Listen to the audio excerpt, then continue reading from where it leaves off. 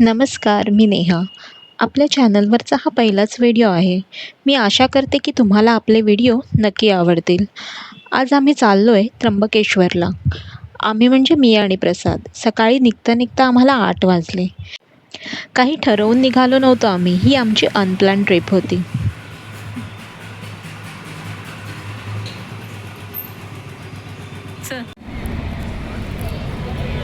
हा आहे NH48 highway आणि आम्ही आत्ता आलो आहे हॉटेल ड्रीम. इथे आम्ही नाश्ता करणार आहोत आणि ही आमची बुलेट. खरंच काढते की ऑलरेडी इडली वडे खाऊन आम्ही भजी आणि डोशावर ताव मारला होता.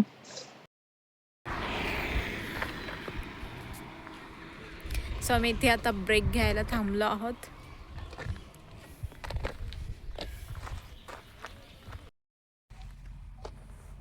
सेकंड होल्ड घेतला आम्ही.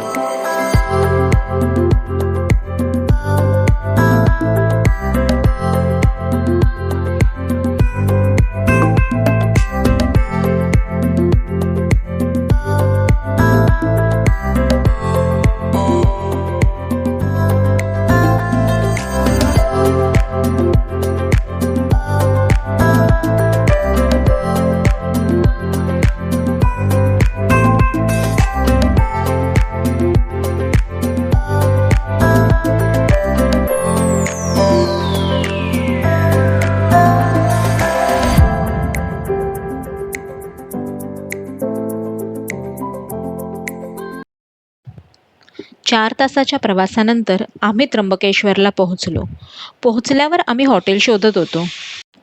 तेव्हा आम्हाला कळालं सगळे हॉटेल ऑलरेडी बुक आहेत. फायनली एका व्यक्तीने आम्हाला एका 2 ते 3 दिवसापूर्वी ओपनिंग झालेल्या हॉटेलच्या मालकाचा नंबर दिला आणि रूम अवेलेबल आहे हे ऐकून आम्हा दोघांचंही टेन्शन गेलं. कारण अर्धा पाऊण तास आमचा हॉटेल शोधण्यातच गेला होता.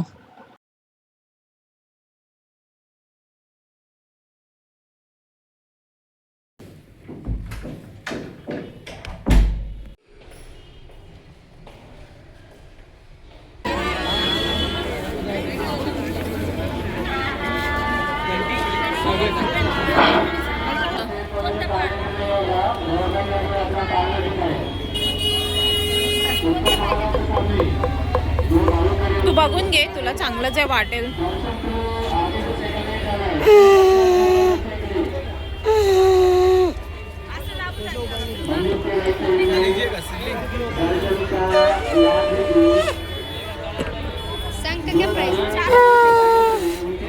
वाजत होतं नाही.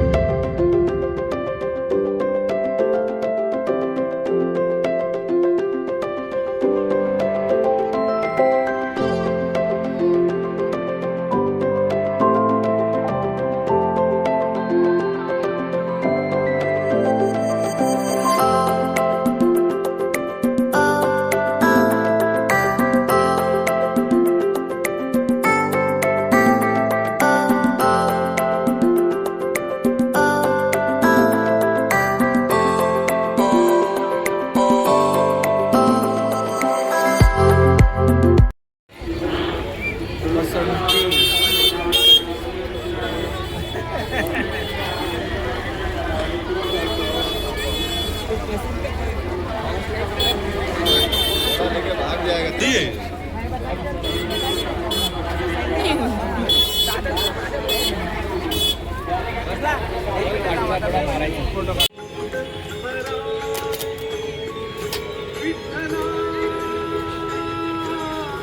अच्छा.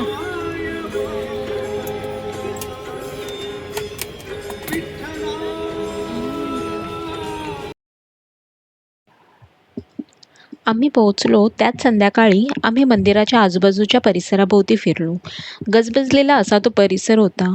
निरनिराळ्या वस्तू, शंख, रुद्राक्ष आणि पेढे या सर्वांनी मन आकर्षित केले होते.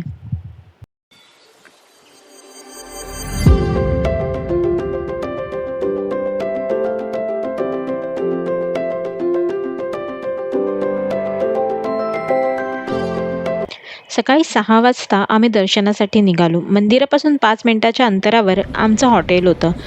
दर्शनासाठी रांग शोधत असताना आमच्या लक्षात आलं बहुतेक 3-4 वाजताच निघायला हवं होतं. भली मोठी रांग होती. त्या रांगेचा शेवट मात्र खूप चालल्यावरही मिळत नव्हता. मग फायनली आम्ही ठरवलं पास काढून जाऊया. कारण आमच्याकडे दुसरं काही ऑप्शनच नव्हतं. दर्शनानंतर लगेचच आम्हाला निघायचं होतं. देणगी दर्शन तिकिटासाठी गेलो असताना तिथेही भली मोठी रांग दिसली. जवळजवळ 3 तास आम्ही त्या रांगेत होतो.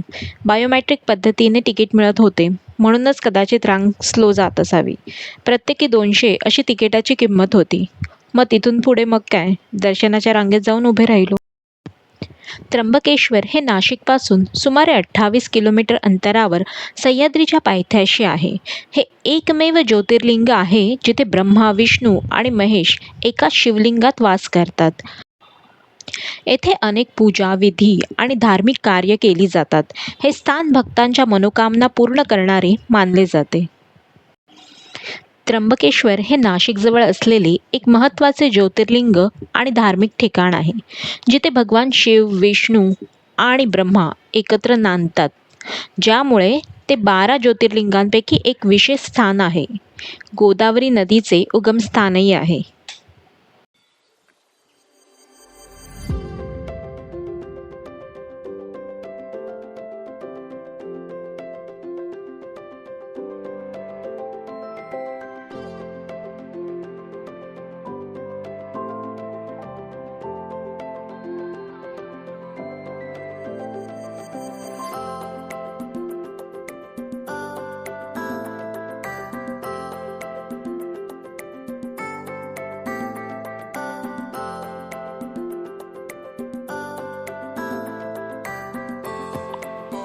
तर तुम्हाला आपली त्र्यंबकेश्वरची जर्नी कशी वाटली हे कमेंट करून नक्की सांगा.